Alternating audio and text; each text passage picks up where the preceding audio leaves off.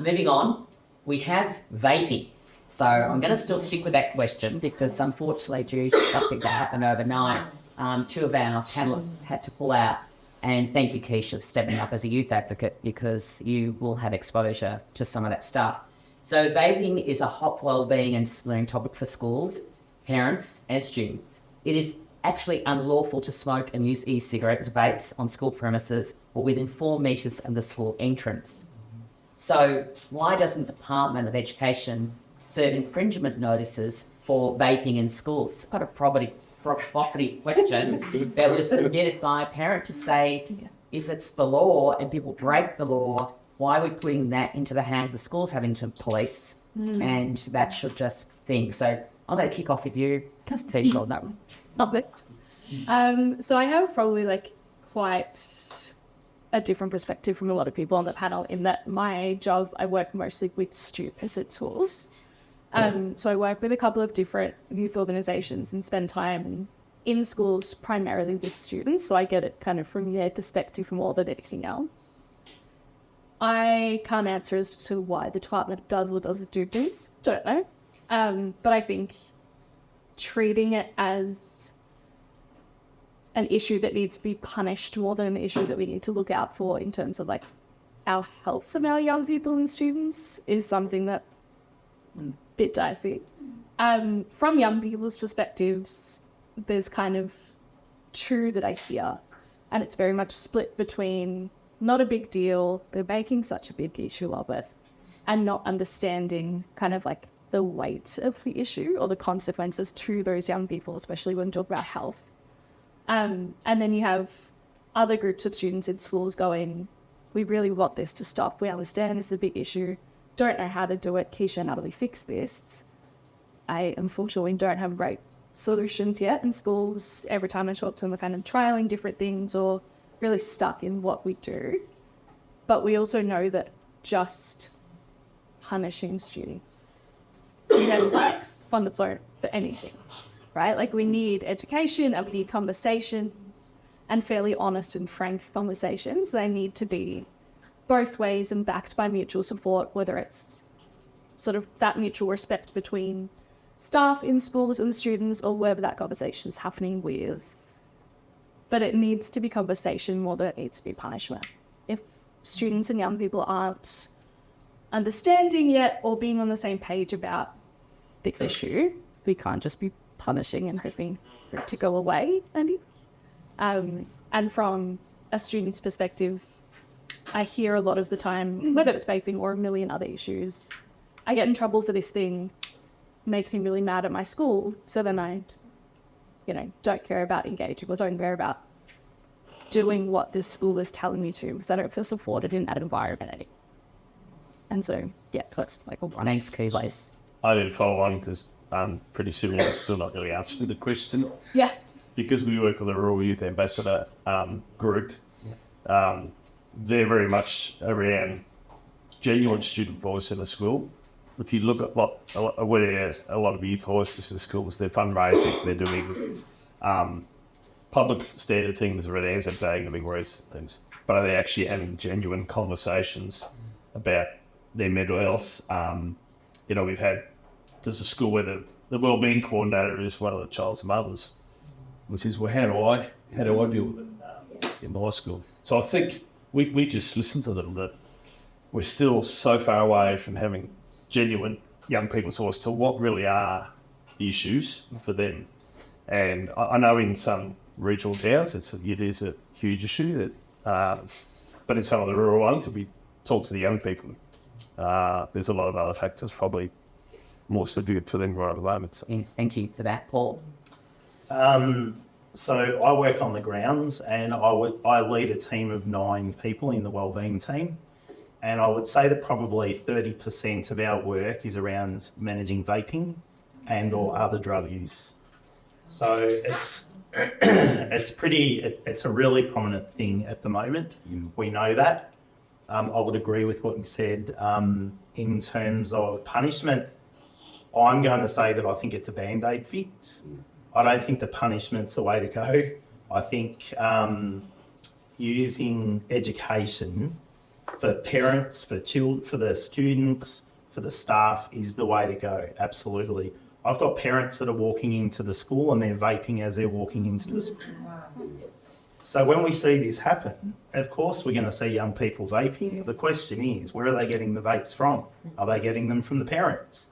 Are they getting them from other people who are old enough to get them down the street? They're bringing them into the school. We need to educate people around the use of, around any drug use, but we're particularly talking about vaping. So I think what we need to do is educate around the risks and the harmful behaviour and the poor decision making that goes with vaping. I think we need to utilise external experts as well. So using organisations like YSAS and Headspace to come in and educate not just the school doing the education, like we need to be educated too. I've done a lot of drug and alcohol work in my life. I've only worked for the education department for 7 years. Prior to that, I was at Anglicare, so I've worked with families. I've worked with young people on the streets. I've worked really closely with the police. We don't have enough members of the police force to be managing infringement notices and things like that. So I think the other thing is that parents, a lot of them will ignore the infringement notices. They might pull their children out of the school and go to another school. It's not resolving the issue. It's got to be education across the board, because then the problem moves from one school to another. Problem doesn't go away, it stays there, it keeps going. And if the young person's not attending school at all, this then results in, again, relationships, connection, and they won't go to school. They're missing out on crucial education. So probably the biggest point that I can make about the vaping is that we need to do education as opposed to punishment, and we need to utilise the resources that we've got out in the community to be able to help us to do that as well. Sorry, Paul, I'd just like to add a little bit of a comment about here, because I'm a teacher and there are other issues that come across. I think what you're saying is definitely educating the masses, but on the top of that, we need our students to understand and acknowledge that there is an issue there. So as Keisha was saying, have we had those conversations that what are the implications of that? Because at the moment it's just the coolest thing to do and everyone is doing it. All the teenagers have to do. We just catch up with each other in the toilet and we are vaping there because everyone is doing it. A lot of them do not really understand that why do we have to not do it. So I could go on about different things that once a child understands that we are actually taking care of them and then coming back to John, if they trust you that you are there for them, then only they'll be able to have those conversations. I think schools are having restorative conversations with students and they're trying to educate them. But what we need to remember is that the family context is a really big part of it. Yeah. Because they're at school 35 hours a week, they sleep a certain number of hours a week, and they're with the family 70 hours a week. Yeah. So they're already with the families more than they're with us. And if we've got families who are vaping as well, like parents who are vaping, walking into the school, how many infringement notices are we going to be putting out there? But Paul, the thing is, public education is public property, right? So at our school, we have our committee, we have all our subcommittees, and on every single one of our subcommittees we have teachers, parents and students. And you talk about education, we have all that education to do with vaping, and we've still had issues at school. But when you look at legislation, public schools, that is government owned. And if you look at the legislation on vaping and smoking, the law says, you can be fined for smoking on government property.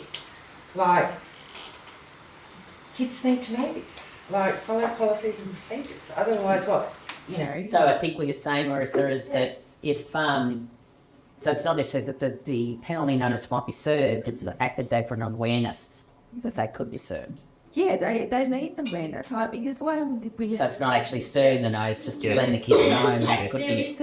there is enough education in the school system now covering vaping and smoking, right? There is plenty in our school. We have just spent over $30,000 plus monitoring our toilets for the last term because of vaping. Like, a lot of money has been wasted because of it. Yeah, and I would agree with that because like I come from the school too, so what we see it as well, and we've shared the same principle as well. Yeah, we have. So we know the values that he has and the changes he. That's money that could have been put somewhere else, kind of thing. But like, there is the education. I guess what I'm saying is, in terms of the education, there's education within the school. Yeah. And then there's also utilising our resources outside of the school. So if that means getting the police to come in and talk to them and educate them and make them aware, then that's what we need to do. But still, it makes you have to make children aware that, like, well, there's consequences for breaking the law as well, and that's what they're doing. They're breaking the law because they're vaping or they're smoking on government property, and the law says you cannot smoke and vape on government property because there's infringement notices that go with it. As if you were doing it on the train or in the shops. Exactly. So, And sorry, Mark's got I will just add there's a regional secondary college who's had some great success playing classical music quite loudly in the toilets. It's actually fired through to the toilets as they do in shops. and it's worked. The kids don't want to stay in there. I'm going to keep moving along, so I don't want to be the panel between lunch. Try to look down the thing on this, and then we'll move up to the next question. I just wanted to throw in a bit of a curly one. I'm Rachel. I'm Rachel Stewart, so I'm practically learning, and I just wanted to suggest that some of the education, a lot of it is focused on vaping, drug use, but I think that we really need extra education around human behaviour and why our young people get into vaping, and it goes back to the work that John was doing around what's happening in the brain and why we behave a certain way, why we make specific choices, what's happening in the brain when we do make a choice.